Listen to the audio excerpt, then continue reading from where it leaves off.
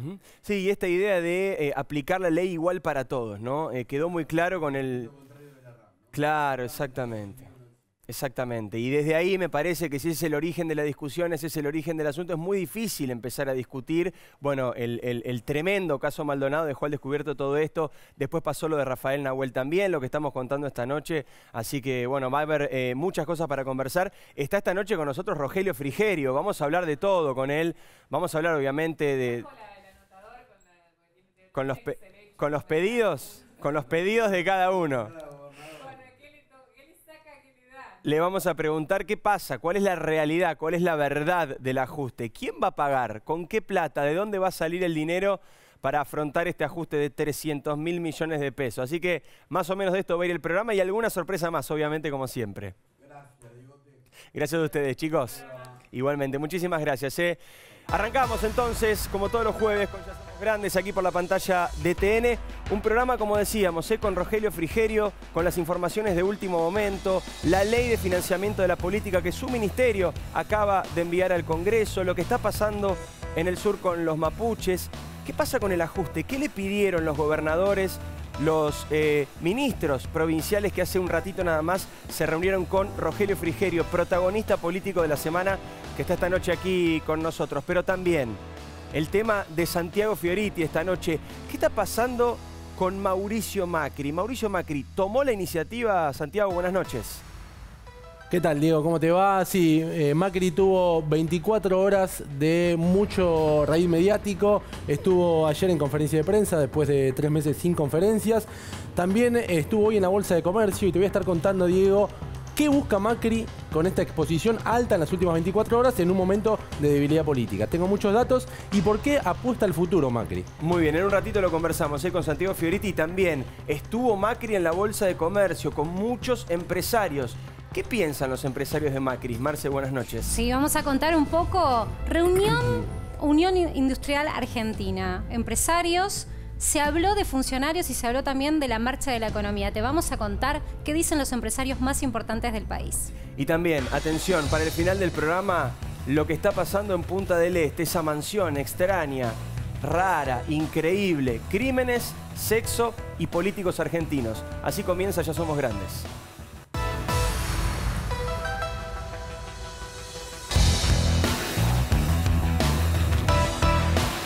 Con Teneslugar.com, la plataforma de auto compartido para empresas, ayuda a mejorar el tránsito en la ciudad y cuidar el medio ambiente.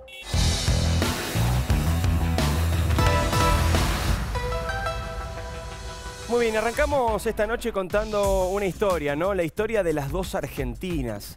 La Argentina del ajuste, por un lado, la Argentina de las dificultades económicas. Vamos a hablar mucho de ese tema con Rogelio Frigerio, el arquitecto de lo que el gobierno propone para afrontar estas dificultades que están ocurriendo en los últimos meses aquí en la República Argentina. Y la otra Argentina, la Argentina de los que no entendieron nada, la Argentina de los que no escarmientan, de los que insisten con cosas raras.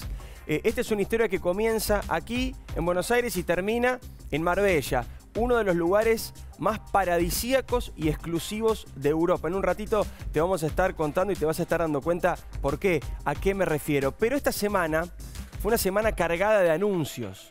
Esta semana hablaron las dos personas más importantes que tiene Cambiemos, las dos espadas del gobierno. Por un lado, María Eugenia Vidal, primero, luego Mauricio Macri. Los dos en conferencia de prensa, los dos con estilos bien distintos, bien a su estilo cada uno. Primero, la gobernadora de la provincia de Buenos Aires, María Eugenia Vidal, en una conferencia de prensa cargada de anuncios, respondiendo sobre uno de los temas más sensibles de las últimas horas y que más preocupa al gobierno, que son las denuncias periodísticamente probadas, al menos periodísticamente probadas, de que hubo aportes truchos en las últimas dos campañas en las provincias de Buenos Aires. Anunció básicamente 3 cosas. Lo primero es que ya envió una auditoría para saber qué fue lo que pasó con el dinero. Lo segundo, que separó a la contadora de la provincia de Buenos Aires, de quien dijo que no tiene sospechas, que no tiene ningún elemento para dudar de ella, pero que demostraba con esta actitud que era diferente a los gobiernos anteriores. Y lo último, dijo que si es candidata en la próxima elección del año que viene, todos los aportes de campaña de la provincia serán bancarizados. Y esto se conecta con esta información que decíamos, la información del día, información de último momento y que tiene que ver con uno de los invitados de hoy, con Rogelio Frigerio. El gobierno ha decidido enviar un nuevo proyecto de financiamiento de la política. Es un proyecto que ya se había enviado alguna vez, que no pudo avanzar por las trabas y los escollos que propuso el peronismo, sobre todo junto con el kirchnerismo en el Congreso. Así que hoy, apurado y apretado por las circunstancias, el gobierno envía este proyecto del cual estaremos conversando en un ratito nada más.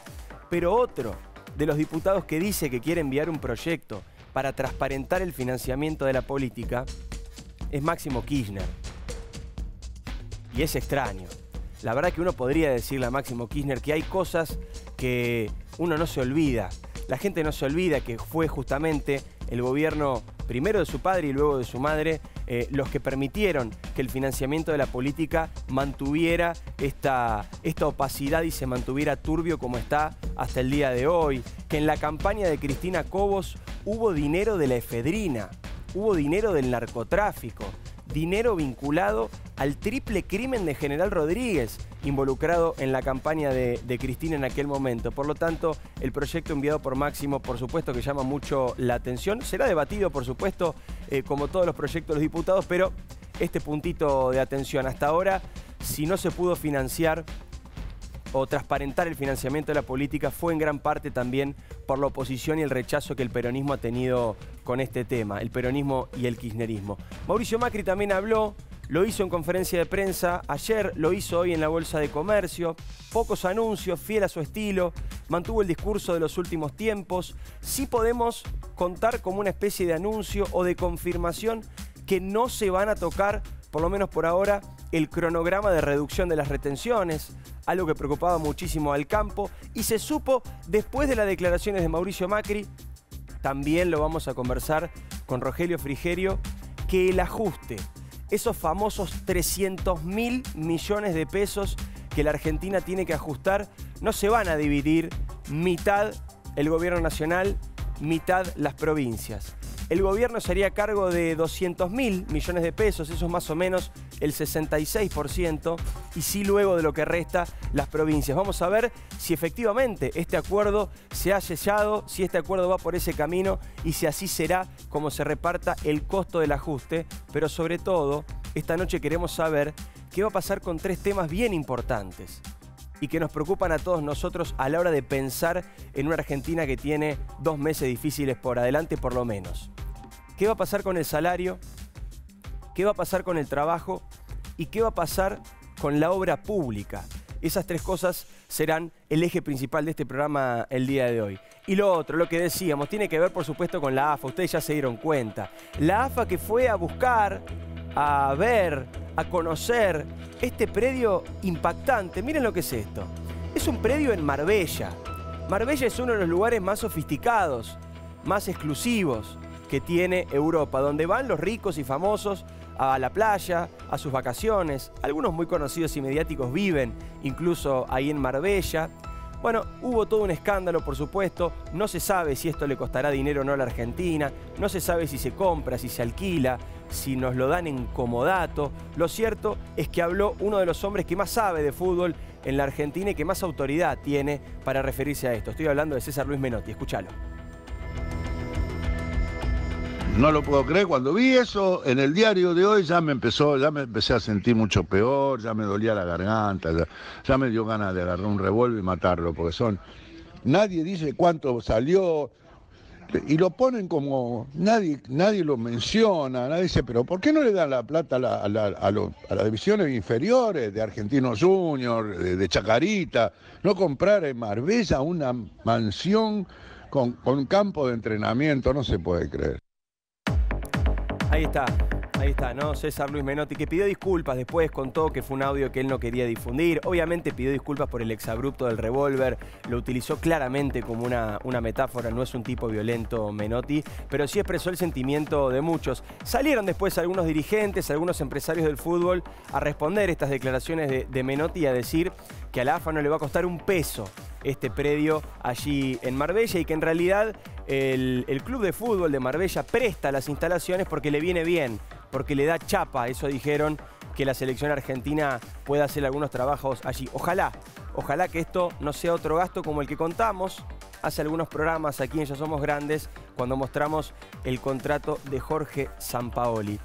Antes de arrancar con este programa, antes de ir a conversar con Rogelio Frigerio, antes de conversar con Santiago y con Marcela, quería hacer simplemente una pequeña reflexión sobre la AMIA. Saben ustedes que ayer fue un nuevo aniversario, todos los 18 de julio, ese es un acto muy conmovedor. No quería dejar de mencionarlo en este momento del programa, en un momento importante, en el momento del comienzo, porque hay una historia que mi viejo contó hace muchos años y que hoy además tiene un video, que es la historia del nene más chico que estaba allí en la AMIA, que tenía apenas 5 años, que pasaba por la puerta de la calle Pasteur y se encontró con esa explosión. Su madre, 24 años después, cuando Sebastián hubiera tenido 29 años, le hizo este video conmovedor que estamos viendo, donde cuenta efectivamente cómo ambos, con absoluta inocencia, pasaban por esa calle. Fuimos en subte. Salimos del subte, pregunté dónde quedaba el hospital de clínicas. Me dijeron, seguí por Pasteur derecho, te chocas con el hospital de clínicas.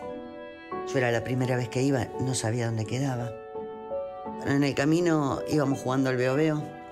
Y sí recuerdo que un negocio antes de AMIA vendían ropa. Y me paré a mirar algo que me había gustado. Miro hacia la calle, vi parado un patrullero vacío, solo. Y lo agarro de la mano a Sebi y empezamos a caminar hacia el hospital de clínicas. No sé la cantidad de pasos, porque fueron pasos los que hice. Y de pronto, un ruido muy... Ahí está, ese ruido le arrebataba a su hijo de las manos. Esto pasó hace 24 años, 5 años tenía Sebastián nada más en ese momento. Caminaba por allí, pasaba nada más. Y es una de las 85 víctimas que todavía seguimos llorando y por las cuales seguimos pidiendo justicia. El año pasado tuve el enorme honor de ser uno de los oradores en el acto de la AMIA. Y simplemente quería recordar algo que me parece que es importante para toda la sociedad en este momento de tanta embullición, con un programa tan cargado de cosas, de información. AMIA es una responsabilidad.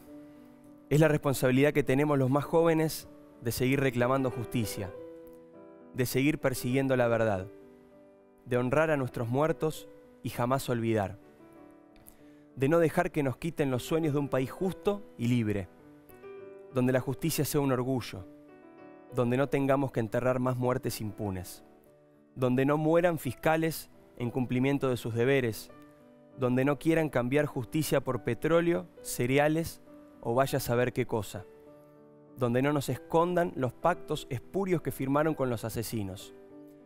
Cada 18 de julio los familiares piden justicia, con la convicción de que algún día llegará. Cada 18 de julio tiene que ser para nosotros los de 20 y pico la fuerza que nos empuje a salir también, a acompañar a nuestros abuelos, a nuestros padres y continuar el legado, el reclamo, la lucha, el grito, la paciencia, la entrega, la entereza. El 18 de julio no es un día más, es una fecha que te cambia, que te interpela, que te obliga, que te pregunta ¿qué hiciste estos años por la verdad? ¿Cómo peleás contra la impunidad? El escenario que veíamos ayer y el escenario de cada 18 de julio es muchos escenarios. Son tragedias que todavía sangran, gritos que siguen sin oírse. Por los 85 que cada año honramos, por ustedes, por nuestros hijos y los hijos de nuestros hijos. Por todos nosotros, justicia.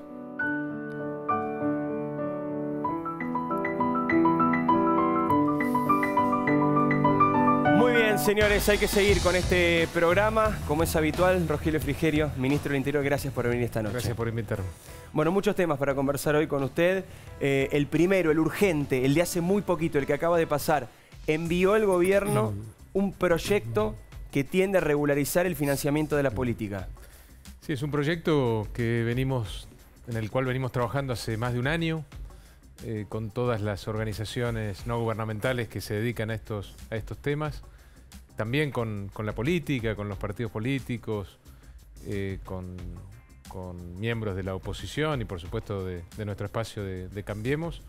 Y creemos que tenemos un consenso lo suficientemente importante como para elevarlo ahora al Congreso y para que se trate. ¿Por qué recién ahora? No, teníamos pensado discutirlo, bueno, los parlamentos tienen sus agendas también y entendíamos que era un proyecto que podíamos tratar en la segunda parte de este año para que esté listo para la próxima campaña electoral del año que viene. Frigerio, ¿lo apuraron a partir de los hechos que se conocieron en Provincia de Buenos Aires? Teníamos previsto presentarlo en la segunda parte del año. Digamos, queremos que la próxima elección, el financiamiento de la política, de las campañas políticas, sea mucho más transparente al que tenemos hasta ahora. Así que tenemos justo el tiempo preciso para discutirlo, tratarlo y que empiece a funcionar y a regir para la próxima campaña.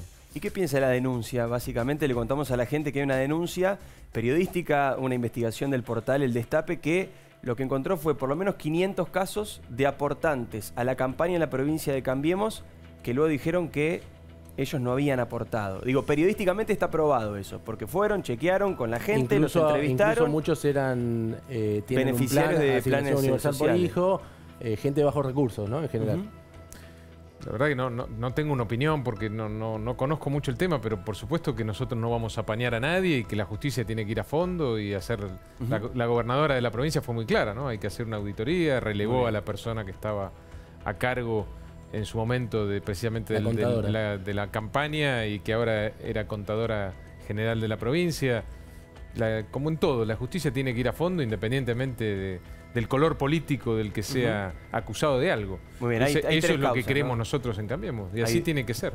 Hay dos jueces, está el juez Casanelo, está el juez Kreplak y está el fiscal electoral y por Jorge supuesto Dilelo entender investigando también todo, ¿no? que el marco legal actual no es bueno, no favorece la transparencia. Tenemos que bancarizar todos los aportes, tiene que haber un control de la ciudadanía mucho más directo sobre los fondos de campaña. Creo que hay dos grandes focos de corrupción, ¿no? El de la obra pública, que atendimos y la verdad que después de mucho esfuerzo y trabajo logramos, me parece y espero para siempre, romper esa asociación que había entre obra pública y corrupción en la Argentina. Cambiamos toda la forma en la que se licitan las obras, se adjudican, hay mucha más competencia. Eso abarató también las obras públicas en nuestro país y pudimos hacer más obras con la misma cantidad de recursos. Se están investigando en la justicia hechos de corrupción en este sector en la administración anterior. Y el otro foco de corrupción es el del financiamiento de las campañas, de los partidos políticos. Y creo que esta ley es muy importante para lograr también dejar atrás para siempre este nicho de corrupción vinculado con la política. Lo llevo directamente, hay muchos temas para conversar con usted, Frigerio. La verdad que le ha tocado una semana donde es protagonista de estas dos cosas, ¿no? Por un lado por esta ley y por otro lado por todo lo que se está discutiendo, conversando entre gobierno nacional y gobernadores a ver cómo se afrontan estos famosos 300.000 millones de pesos de ajuste.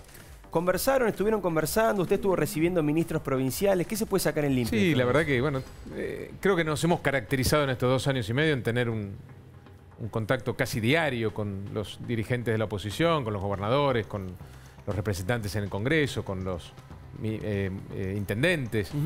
No es una novedad, ¿no? Hemos tenido más actividad estas últimas semanas porque estamos discutiendo precisamente el presupuesto del año que viene.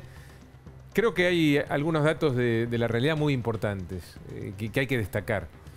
El hecho de que ya se discuta cada vez menos que la Argentina tiene que dejar de vivir de prestado, que la Argentina tiene, después de 70 años, que entender que el déficit fiscal es algo que hay que combatir, porque además está muy vinculado con la inflación, que es un tremendo flagelo para la gente, y que eso no se discuta más en muchos ámbitos, es un paso adelante muy, muy importante. De hecho, la mayoría de los gobernadores y de los dirigentes de la oposición, sobre todo de la oposición que más ha apoyado la gobernabilidad, que ha demostrado más responsabilidad estos 2 años y medio, ha manifestado claramente que no está en juego y en discusión las metas fiscales, las metas con las cuales la Argentina se comprometió, el famoso 1.3% para el año que viene. Lo que está en discusión, si se quiere ahora, es el cómo llevamos esa meta, pero que no esté en discusión Que hay que la llegar. necesidad de que la Argentina tiene que cumplir las por metas, qué, tiene que dejar Rogelio? atrás para siempre el déficit fiscal, creo que es un paso adelante importantísimo para nuestro país. ¿Por qué se esperó a la llegada del Fondo Monetario Internacional para recortar el gasto? ¿Por qué no se hizo antes? Bueno, nosotros estamos haciendo un enorme esfuerzo este año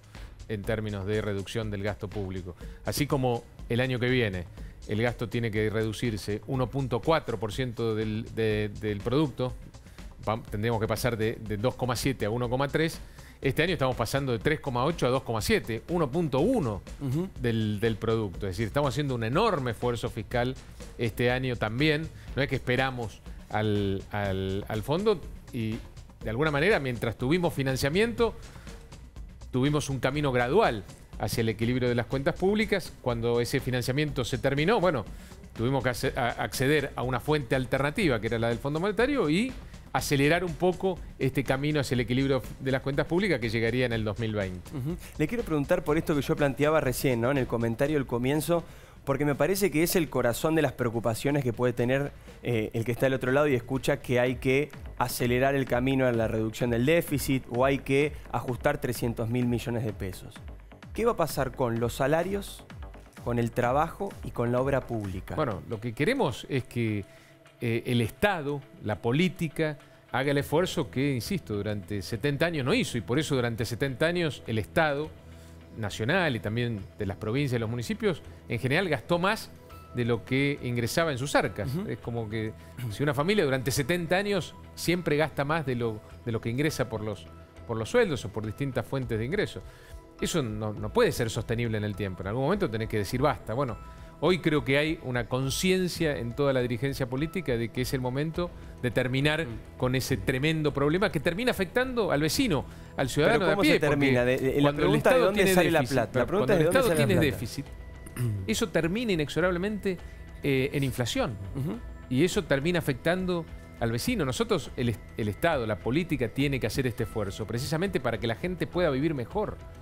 Y por eso también no hay que caer en la tentación habitual de la política de cuando tenés un problema fiscal, la solución es aumentar los impuestos y nuevamente recaer o hacer recaer el esfuerzo sobre la gente, sobre los sectores de la producción. Ministro, ¿dónde va a ser exactamente el ajuste, ¿no? Porque uno escucha que los gobernadores en privado dicen sí, está bien lo que quiere hacer el gobierno de ajustar y llegar a una meta fiscal más a tono, digamos, con los tiempos que corren, pero al mismo tiempo dicen yo, mi caja no la quiero tocar.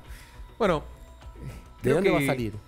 Primero hay que aclarar cómo está repartida hoy la torta de recursos federales, ¿no? Hoy el sistema de seguridad social se lleva más de la mitad, un 50% por lo menos de la torta total de recursos federales. Las provincias se llevan aproximadamente un 35% y la nación, el Poder Ejecutivo, solamente un 15%. Con lo cual es complejo porque solamente podés trabajar sobre un 15%. Por eso además necesitamos el auxilio de las provincias. Las provincias el año que viene van a recibir por encima de la inflación y por encima de los recursos de este año algo así como 120.000 millones de pesos, es decir, aún más de lo que le estamos pidiendo como esfuerzo, esos 100.000 millones de los 300.000, porque hemos decidido también asociar, digamos, el esfuerzo entre nación y provincias al esquema de la coparticipación, donde las provincias se quedan con un tercio y la nación más la seguridad social con los 2/3 restantes. Es decir, este esfuerzo importantísimo que estamos pidiendo de las provincias es más o menos equivalente al excedente de recursos que recibirían en el 2019. En el caso de la nación es más difícil porque esos recursos excedentes no van a estar y tenemos que hacer un replanteo del gasto muy importante. Y este problema fiscal que finalmente la dirigencia política decidió afrontar, también acelera otra discusión muy importante en la Argentina, que es la de la distribución de responsabilidades entre los distintos niveles de gobierno. Durante muchos años, aceleradamente en los últimos años del kirchnerismo, se fueron concentrando recursos en la esfera nacional en detrimento de las provincias, porque era una manera de condicionarlas políticamente. Yo les mando menos recursos automáticos y dependen más del gobierno central de los recursos discrecionales. Bueno, a partir de la presidencia de Mauricio Macri esto se revirtió. Hoy crecen exponencialmente los recursos automáticos y caen los discrecionales, porque nosotros entendemos la política de otra manera y creemos realmente en un país federal. esta mayor transferencia de recursos automáticos a las provincias, que ha posibilitado, junto con un esfuerzo fiscal también importante de las distintas jurisdicciones, que estén alcanzando el equilibrio del superávit fiscal. Las provincias están hoy muchísimo mejor que lo que estaban cuando nosotros asumimos en diciembre del 2015. Permite también poner sobre la mesa quién se hace cargo de qué cosas en la Argentina, porque el gobierno nacional, a partir de esta concentración de recursos, se empezó a hacer cargo, sobre todo en los últimos 12 años del kirchnerismo, de muchas cosas que exceden los mandatos constitucionales por parte de un gobierno federal. Pero claro, como habían sacado los recursos a las provincias, no tenían otra que, de alguna manera, avanzar en responsabilidades que históricamente estaban en manos de los gobiernos provinciales. ¿Quién insistió de este punto, ministro? Yo en un ratito vamos a proponer una entrevista con un ping-pong de preguntas y respuestas. El famoso Caro Seca, que ya somos grandes. Zafó porque no es de la vida privada. Aquí Vidal y la Nata responden de la vida privada, el suyo de política, así que zafó. Pero no, le quería preguntar, en ese mismo sillón Vidal, la gobernadora, María Eugenia, dijo que iban a tener que recortar hora pública. Dijo que si era necesario, va a haber que recortar hora pública. Si es necesario, vamos a tener que recortar nación y provincia. Si no encontramos otras fuentes sobre las cuales trabajar, lamentablemente vamos a tener que tocar hora pública. El presidente en este sentido fue muy claro. Mauricio Macri dijo: piensen qué alternativas hay para no tocar la obra pública, porque la obra pública, está claro y lo hemos demostrado en esta gestión, es lo que realmente le cambia la vida a la gente. Las autopistas que evitan que miles y miles de argentinos se mueran en accidentes de tránsito, los puertos, los aeropuertos, el agua potable, las cloacas, las plantas de tratamiento de efluentes, las obras contra las inundaciones. Bueno, todas estas obras que estamos haciendo, que el vecino entiende y percibe que realmente le cambian la vida, creo que hay que tratar de preservarlas. Y en esas alternativas que se están evaluando, ¿van a cumplir con la reforma tributaria, con el descenso pactado en los impuestos? Es lo que planteábamos antes. Yo creo que es muy importante que la Argentina continúe con este descenso gradual de la asfixia impositiva que existe en la Argentina. La Argentina es uno de los países del mundo con mayor presión tributaria. Nos pusimos de acuerdo con las provincias en ir bajándolo paulatinamente, porque tenemos un Estado quebrado desde el punto de vista fiscal y financiero, y creo que no hay que romper ese camino, que es un camino virtuoso y que permite que los sectores de la producción tengan más incentivos para invertir, para generar empleo de calidad, que es realmente lo que necesita la Argentina. Ojalá también que no caigamos en la de siempre, ¿no? Que es la más fácil. Cuando tenés un problema fiscal en el Estado, lo que haces, o lo que venís haciendo históricamente, es aumentando los impuestos, y así terminamos. Bueno, acá hay algo interesante, ministro. Quiero que escuchemos juntos lo que tiene para contarnos Marcela. ¿Por qué hoy el presidente Macri estuvo en la Bolsa de Comercio? Y ahí hay una relación tirante, después quiero preguntar, tal vez usted no coincide, entre el gobierno y los empresarios, ¿no? Como que de alguna manera faltaría cierta colaboración de algún sector de los empresarios. ¿Qué piensa el Círculo Rojo de Macri? Sí. ¿Qué piensa Macri del Círculo Rojo? Después le preguntamos a Frigerio, por ahí Frigerio no coincide con lo que nosotros aquí planteamos. Bueno, vamos a mostrar algunas caras, de las caras más críticas del empresariado argentino. Quienes se animan a levantar la voz en las reuniones puertas adentro, cuando se juntan los empresarios y empiezan a evaluar cómo están haciendo los cambios que tanto prometió la gestión. Miguel Acevedo representa a una de las empresas más importantes de aceite de Argentina y además es titular de la Unión Industrial Argentina. Alfredo Coto, supermercadista, otro de las voces críticas, preocupado por el consumo. Hay que decir que públicamente ya no se expide más ni da opiniones, porque en el kirchnerismo fue muy castigado, lo han tomado de punto y prefiere que sus críticas sean puertas adentro con los pares. Luis Pagani, bueno, titular de Arco, se sabe, empresa alimenticia muy importante, y Eduardo Constantini, un desarrollador inmobiliario también de los más relevantes. 4 de los sectores que dicen que están siendo castigados por la situación económica del país y preocupados, por supuesto. Son algunas de las caras que también ya hemos contado en Ya Somos Grandes, se animaron públicamente a manifestar algunas opiniones.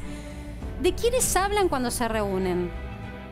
Vamos a empezar por Marcos Peña. De Marcos Peña hablan bastante. Creen que es Marcos Peña quien le dice a Mauricio Macri qué decir públicamente muchas veces. Y creen que es la única persona que tiene llegada directa, pero no lo quieren en el gabinete. Ahora en un ratito te voy a contar qué frases sacamos de algunas reuniones que tuvieron. Nicolás Dujovne.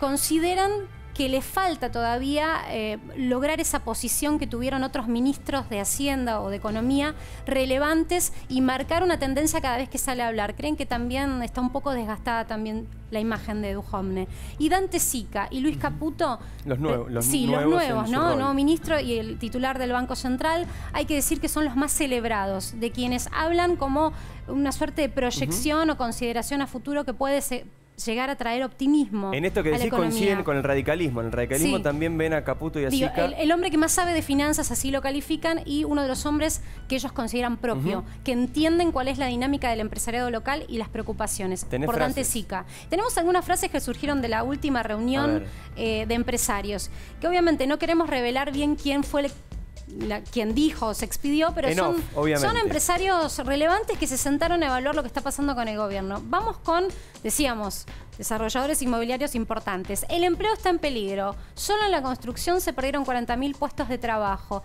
Creen que construcción, que motorizó y empujó el crecimiento el año próximo, va a terminar con un 10% de empleo negativo este año, o sea, que 10% menos de empleo.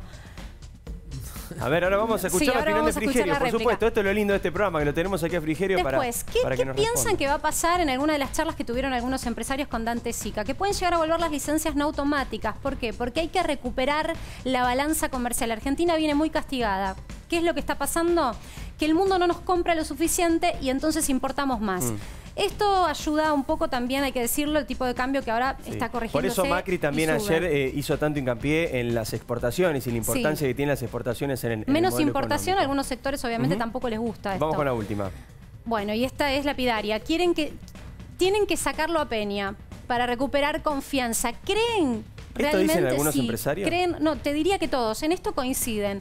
Creen que Peña es el gran escollo para la credibilidad del gobierno. Creen que no había que hacer los otros cambios que sí se hicieron si no se hacía el jefe de gabinete.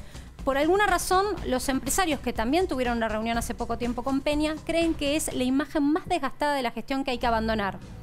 Bueno, importante. Esa información, por supuesto, que recibe Pagano de primera mano, conversación con algunos de los empresarios. Rogelio, por supuesto, su opinión, su mirada sobre esta información, lo que quiera. Si hay algún dato con el que no está de acuerdo, obviamente. No. Yo creo que en la Argentina tenemos que acostumbrarnos. Sé que es difícil porque durante muchos años tuvimos de alguna manera oscurantismo respecto a las estadísticas públicas y cada uno se manejaba con las estadísticas que creía que eran las válidas.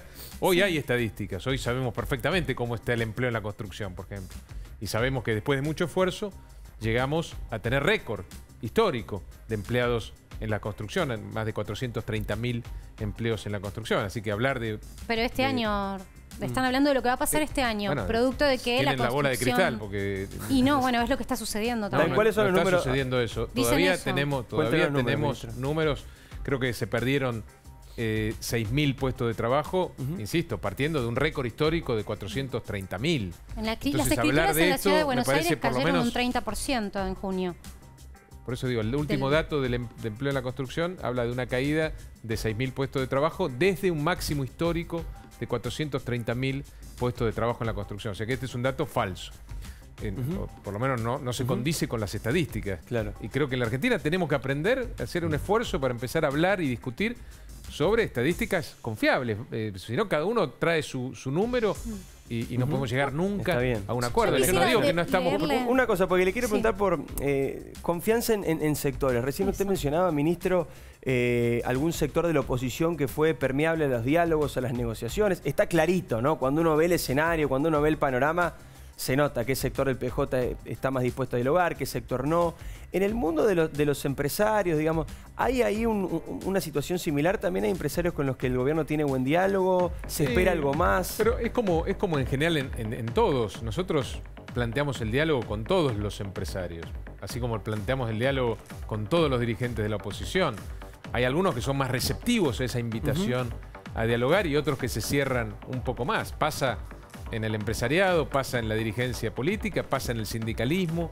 Bueno, eso depende también de tu interlocutor. Yo creo profundamente, el presidente, por supuesto, en el diálogo, en la necesidad de que la Argentina, a partir del diálogo, logre los consensos que necesita, y siempre tomando en cuenta, además, que somos un gobierno con minorías parlamentarias, quizá el gobierno con mayor debilidad en términos de parlamentarios, de apoyo en el Congreso en los últimos 100 años, que tenemos solamente 5 gobernadores de nuestro signo político sobre 24.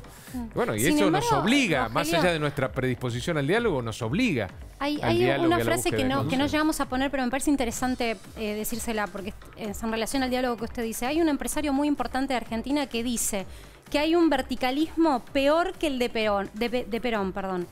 Que nadie se anima a decirle a Macri que se equivoca. Eso puertas adentro del gabinete. Y es un empresario amigo, ¿eh? ¿Esta? Sí, no llegó a entrar, pero me parece importante, porque capaz que es un mito, pero hay un empresario que es muy cercano, de otras épocas, al presidente, y que dice que hay verticalismo, que nadie de ustedes del gabinete se anima a decirle al presidente que se equivoca. ¿Es así? Yo creo que yo tengo alguna experiencia también en el gobierno, en otros momentos, y la verdad que este es un gobierno en el cual se debate y se discuten todos los temas. Y el presidente es muy receptivo para las críticas. De hecho, escuchamos críticas permanentemente y creo que es el primer gobierno en mucho tiempo que acepta las críticas, que acepta que se equivoca, que no es infalible, que modifica los instrumentos, porque nosotros no nos enamoramos de los instrumentos. Nosotros sí estamos convencidos de los objetivos que tenemos como gobierno, pero entendemos que los instrumentos los podemos cambiar de acuerdo a las circunstancias, de acuerdo a el éxito o el fracaso que implican manejarse con esos instrumentos, y lo vamos a seguir cambiando. Lo que no vamos a poner en discusión son los objetivos que nos propusimos al arranque de esta gestión, los objetivos que el presidente sigue sosteniendo como los más importantes: la reducción de la pobreza, la lucha contra las mafias, contra el narcotráfico, siguen siendo los objetivos principales, la lucha contra la corrupción, para que exista más transparencia en la Argentina, y vamos a seguir trabajando para lograr estos objetivos con unos instrumentos. Si tenemos que cambiar los instrumentos, los cambiaremos. En un segundo nada más vamos a hacer un pequeño ping-pong de preguntas y respuestas de política. Me acuerdo que a Vidal le preguntamos de todo, a la nata también. Este es de política, Rogelio, así que en este sentido es más tranquilo. Alguna pregunta por ahí no, ¿eh? ¿Sí?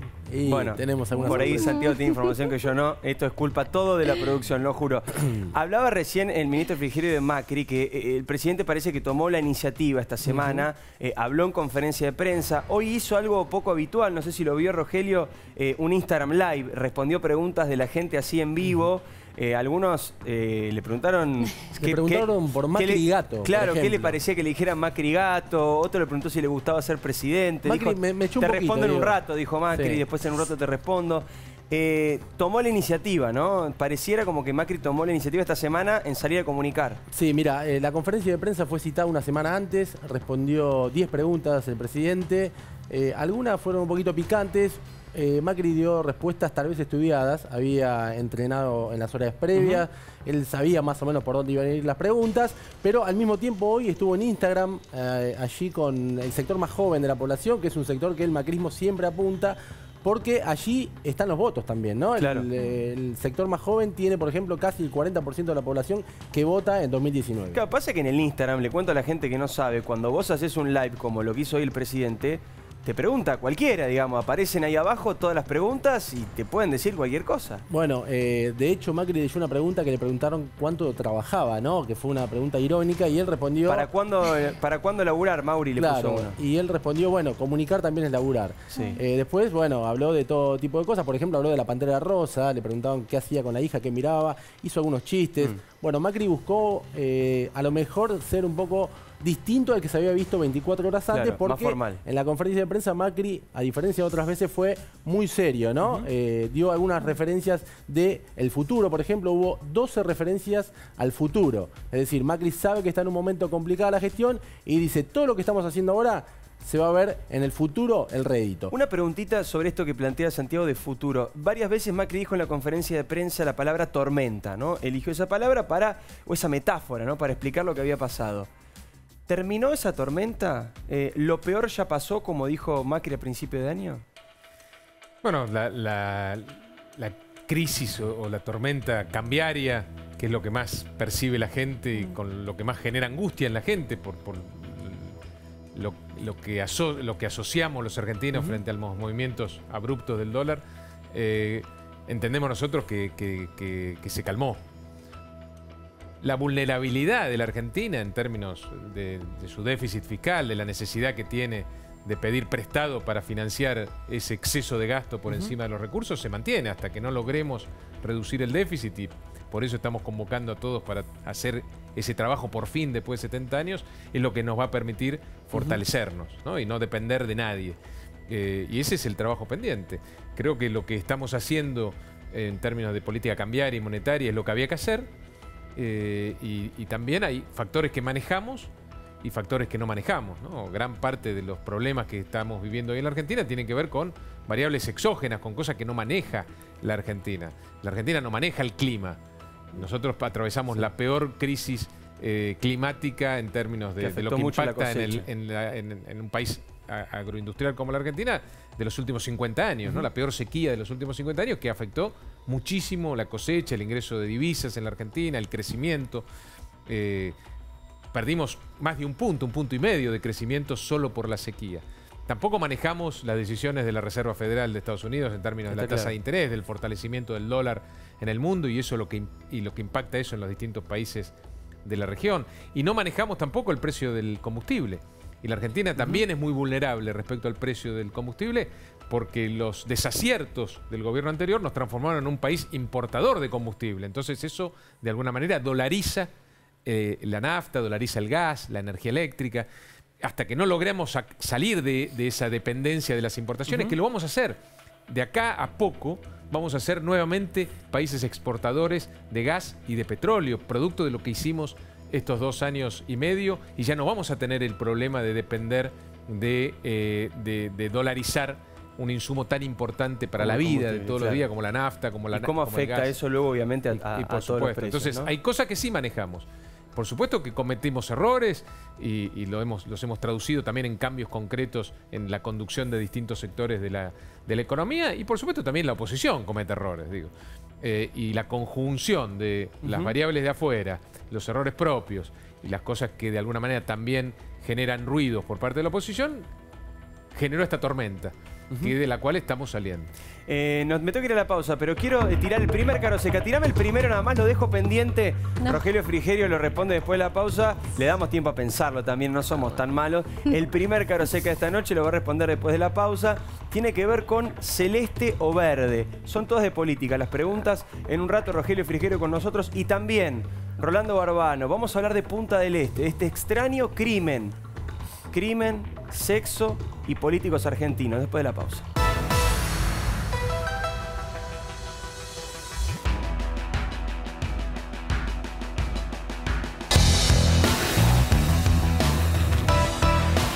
¿Querés pertenecer a la comunidad inmobiliaria de mayor crecimiento en el país? Nuevas aperturas en San Luis, Tucumán, Colegiales y San Fernando. Forma parte de la comunidad Adrián Mercado. Te ayudamos a generar más y mejores negocios. Súmate a la comunidad, una empresa íntegramente argentina. En la Universidad de Palermo buscamos alumnos originales, con ideas, únicos. Universidad de Palermo, otra forma de estudiar.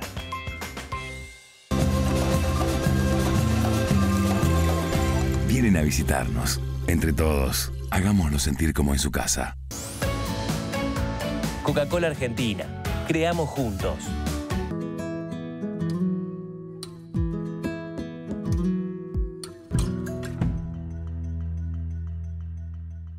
Auspicia este programa Grupo Newsan. Disfrutar está bueno, ¿no?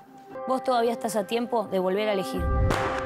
Si tienes alguna duda, llámanos y trabajemos juntos para poder ayudarte. Volkswagen Group Argentina.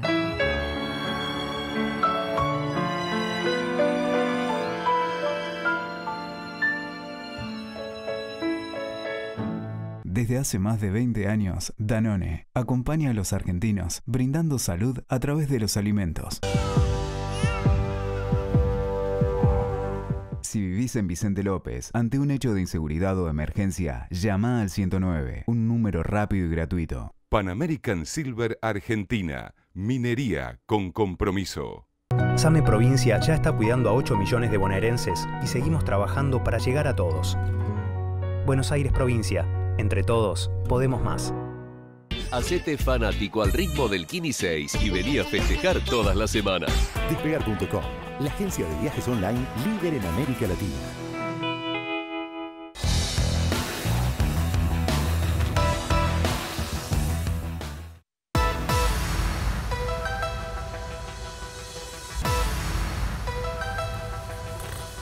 Muy bien, señores, seguimos aquí en Ya Somos Grandes con este Caro Seca, con el ministro del Interior, Rogelio Frigerio, que había quedado pendiente. Son todas de política, menos la última, me dijo Fioriti, que es, usted sabe que es ahí el que más pincha en este programa. El Caro Seca arranca así, mirá.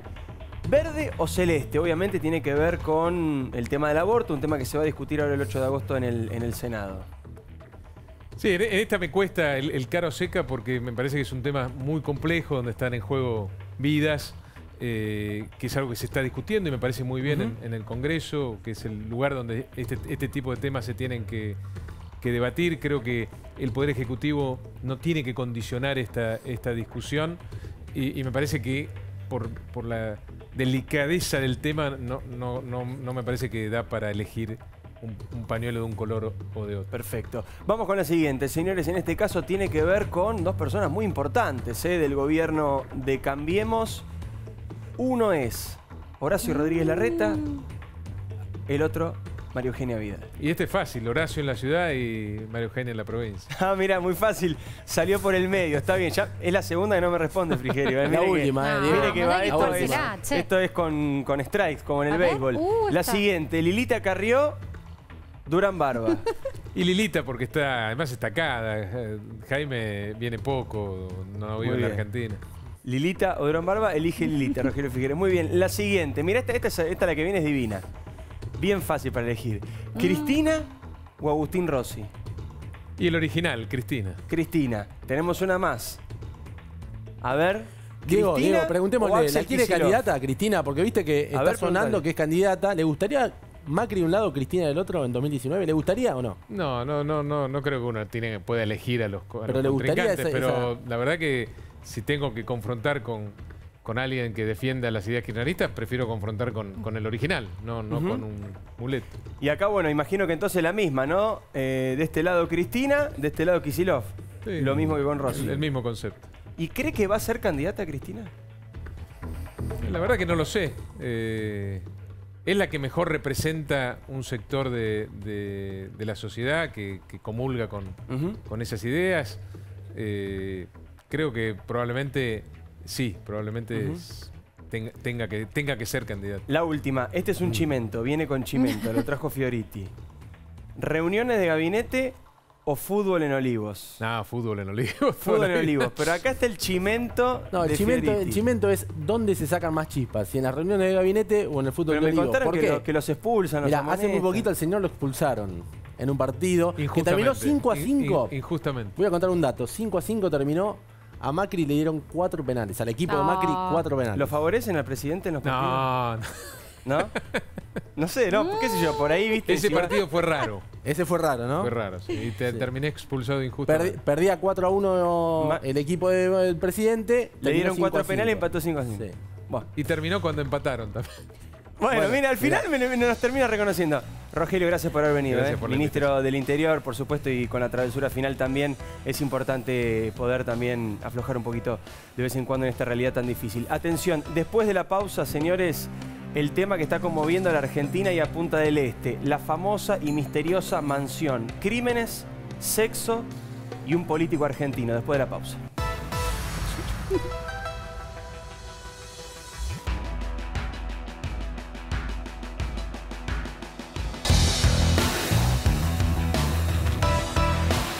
Con un buen respaldo, la vida es más fácil. Sancor Seguros, pase lo que pase, sponsor oficial de la selección. Un cálido sol de invierno te invita a conectarte con la naturaleza, con los sabores, una tierra de aventura, de cultura, de mágicos momentos. Venite a San Juan.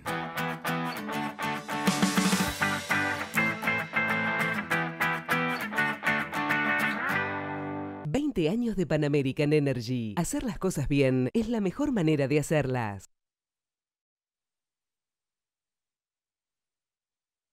Desde hace más de 20 años, Danone acompaña a los argentinos brindando salud a través de los alimentos. Mendoza, el viaje de 1000 viajes. Mendoza, Argentina. Diputados Argentina. Juntos construimos democracia. Para cada uno, crecer es algo distinto. Lo importante es tener quien te acompañe. Me parece que hice un video. Banco Ciudad. te quiere ver crecer. Si estás dentro de estos grupos de riesgo, tenés que vacunarte sí o sí. Dale pelota, puede salvar tu vida.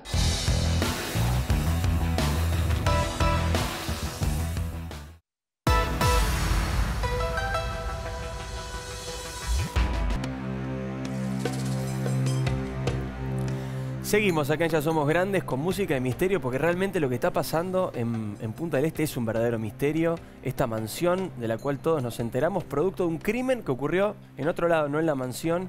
Este hombre que fue asesinado por sicarios. Y hay un nexo con la política argentina. Rolando Barbano, jefe de policiales de Clarín, gracias por venir. Diego, vos sabés bien que hay dos caras en este caso. Una que es la que se conoce, que todos saben que es una mujer, Lulú Moraes. Está acusada de haber mandado 2 sicarios a matar a su exmarido, Edward Bass, un profesor de inglés. Mandó 2 sicarios al departamento donde este hombre estaba conviviendo con su nueva pareja, le tocaron el timbre, el hombre bajó a abrir, le dispararon y escaparon. En este momento la mujer está presa. ¿Dónde vivía esta mujer? Y ahí es donde empieza esta otra historia, la que no se está contando en los medios y que tiene un nexo con un político argentino. Esta mujer, Lulú, vivía en una mansión en el exclusivo barrio Beverly Hills de Punta del Este. Es un lugar, vos lo conocerás, de supermansiones, muy exclusivo dentro de un lugar tan exclusivo como Punta del Este. Esta mansión sobresale mucho, la mansión Gypsy Queen. Así la reina llama, gitana. La reina gitana. Reina gitana le dicen justamente a Lulú Moraes, a esta mujer. Así era por dentro la mansión de la cual estás hablando. Esta es la mansión de la cual estás hablando. Así es una mansión muy exclusiva que tiene, para que te des una idea, 600 metros cubiertos en un predio de 2.000 metros. Es gigante. Una casa, 2.000 metros cuadrados, es una casa gigantesca. Tiene varias edificaciones, 10 habitaciones con 10 baños, muchos de ellos con jacuzzi. ¿Qué ocurría en esa mansión? Lo que cuentan en el ambiente de la noche de Punta del Este es que se hacían fiestas swinger. En esa casa vivía Lulú Moraes junto a una amiga que se llama Leticia, una amiga que, según cuentan en el entorno de Lulú, habría tenido incluso una relación que iba más allá de la amistad con Lulú. Pero lo importante es esta mujer, Leticia, porque esta mujer, según se está empezando a revelar en la investigación, tenía un nexo muy cercano con un político argentino. Integrante del gobierno de Menem. Es un hombre que fue funcionario, que fue ministro del gobierno de Carlos Menem, en realidad ministro de los 2 gobiernos de Carlos Menem. Si uno se pone a ver un poco, no hay tantos funcionarios que se hayan repetido en la primera presidencia de Menem y en la segunda. El nombre lo tenemos, no se puede revelar por ahora por motivos legales. Es un hombre que ocupó un ministerio en la primera presidencia, luego siguió integrando el gabinete en la segunda presidencia. ¿Y cuál es el rol de ese hombre? Este hombre, según cuentan en Uruguay, fue el verdadero financista de esta mansión, es decir, fue el hombre que primero compró este terreno en el barrio de Beverly Hills y luego financió la obra donde se levantó esta mansión Gypsy Queen. Esta mansión la habría levantado ¿para qué? Para dársela a quien era su pareja, Leticia, la mujer que vivía junto a Lulú, la detenida por el crimen que conmueve a todo Punta del Este. Una mansión se la habría puesto a disposición. La relación entre este exministro de Carlos Menem y esta mujer Leticia se habría roto. Luego Leticia siguió viviendo con Lulú, quien estuvo allí hasta el último sábado, Diego, cuando fue detenida supuestamente por mandar a matar a su marido en un departamento de Maldonado. Rolando, gracias por haber venido. Se nos fue el programa, lamentablemente se nos termina. Ustedes se quedan con Código Político, gran programa de nuestros amigos. Gracias Fuego y Sabor por el catering para todo el equipo. Y mañana, a vos Rolo por supuesto y a todos, feliz Día del Amigo para todos. Nos vemos el jueves que viene. Chau.